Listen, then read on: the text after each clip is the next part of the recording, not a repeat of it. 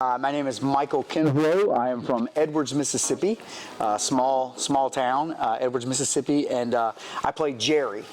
And Jerry is a very buttoned-up attorney, lawyer, who is a huge opera fan, and he's searching for something special. He's in a relationship with Joe, and he's looking for something. I think he kind of lives his life imagining himself in the operas that he loves.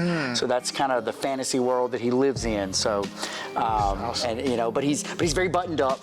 Very buttoned up. Everything is just so, and because he's a lawyer. In 1930s. So he's trying to be very proper.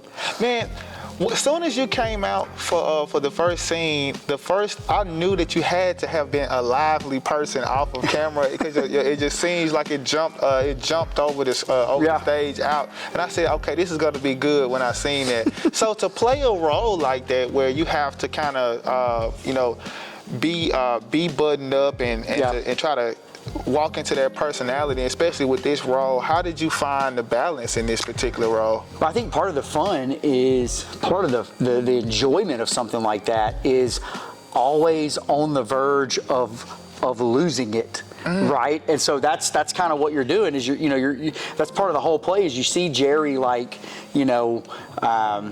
kind of come out of his shell, and you see that happen, and that's part of the fun. Is you play that kind of, there's just something's gonna tip him over at some point. And I think it's very interesting too, because you see, when he first comes in, you get a glimpse of him letting that guard down when he's listening to the opera. Music. No one's in the room. Yeah. He's by himself. He's sitting down. He's losing himself in the music, and you kind of get the impression that that's kind of how the only time he lets his guard down is when he's by himself. Yeah. Probably has music going, and he's just kind of living that and letting the guard down, and then as soon as somebody comes in, or he buttons back up. But I think it's that's showing that potential of that switch, and so that's what's fun to explore. Is then you see him kind of come out of that. So you're really just, to me, I'm just preparing the entire first act for that big moment. That big moment where you're like, oh my goodness, And see, and with you saying that, it made me notice. I wondered. I said, hey, okay, I wonder during rehearsals, do the team kind of leans into you to kind of set the stage on for far as the energy is concerned? Because you moved around and you interacted with almost everybody on stage in your own scene. You touched all of the equipment and the set, and really kind of moved around. And so do you have any inspirations for these type of roles of preparing for stage presence? So I struggle to sit still.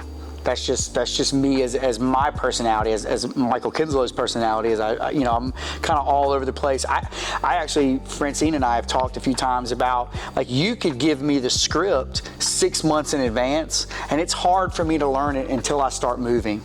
I mean, I can read it and I can try to memorize it, and I can get the idea for it, but I have to move. I need to be on my feet. And Francine, she's noticed that, and so she's always encouraged that about, I'm a very physical actor. Okay. My background prior to this, I was an athlete. I played football and baseball.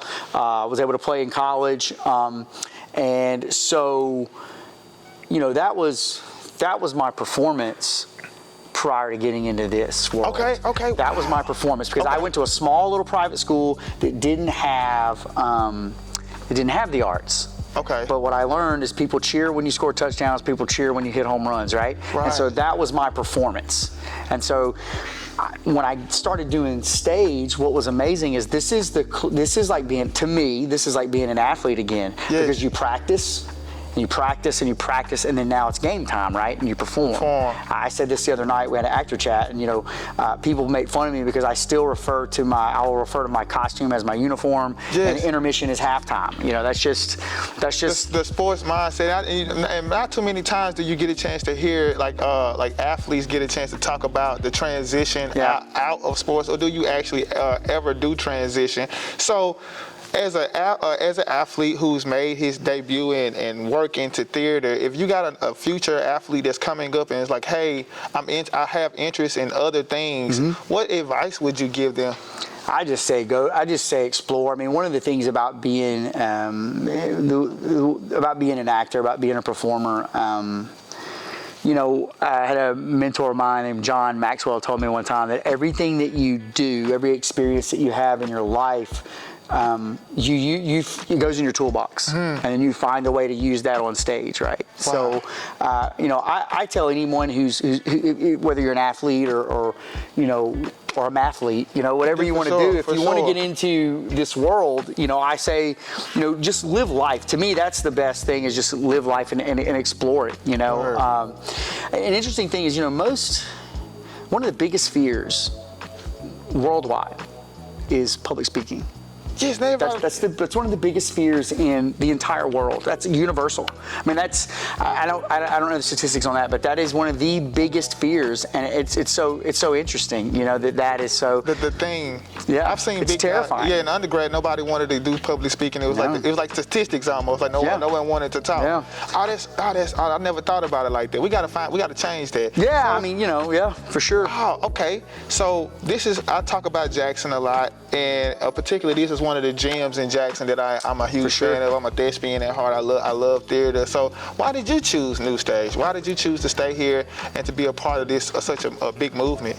You know, I have family here. You know, my kids are here. You know, and really my focus has been, you know, a full-time dad and a part-time actor. That's kind of been my life for the last 13 years, and probably will be for another 5. You know, being a dad's probably that's the biggest role I've ever had. Likewise. You know, so I hope to win an Oscar on that one. Right. Yeah. Let me win that one first, and then we'll figure out the rest.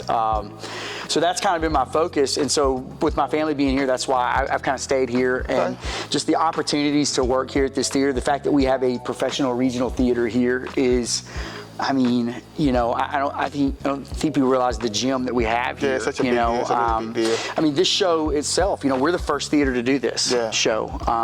So I'm sure it's been workshopped and things like that, but we're the first theater to do this show, which is huge. Yes. You know, I think there's 2 other theaters that it's coming up in their next season. But I mean, this is huge, and for Francine to do this, you know, she does amazing things here. She does amazing work here. We have amazing talent that comes through here. Definitely. You know, we have out-of-town talent. I mean, we do pull some amazing out-of-town talent, but our local talent is phenomenal. It's phenomenal. I mean, we really do have some world-class people that work for this theater, you know, that come through here. So I mean, that right there, I mean, it's a testament to, you know, to what Francine's doing here. Man, I want to thank you for giving us a good time tonight. I mean, it was absolutely clothing optional and everything, right? Oh man, it was. I said I knew he played sports, but you took your shirt off. I was like, yeah, that guy plays sports. If I told you how old I was, it would blow your mind too. How old are you?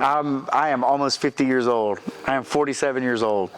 Ain't no way. I just turned 47 2 weeks ago. Yeah. You look amazing, I've dude. been drinking that milk. You'll be drinking that milk. I'll be drinking that milk, you know? Man, that's what's up, man. Yeah. Oh, man, thank you again, man. I appreciate you guys doing this. I mean, you know, like I said, yes. I mean, you know, bringing attention to the arts that we have here. That's our goal, man. It's something that I love. So when I heard we were getting a chance to come here and speak with you all, it warmed my heart to be able to watch the whole entire performance and get a chance to talk with y'all after. It's nothing short of an honor and a privilege for me, man. We appreciate it. And I can't wait for the world to see it, man. Yeah. So from Dirty Napkins, man, we thank you, my friend. I'll tell Dr. Henderson that I ran into you. Please, man. Absolutely. To fatherhood and Oscars, man. Appreciate you. Yes, sir, man. Thank you very much. Thank you, Thanks for everything. Thank you, man. You got Yes, it. indeed.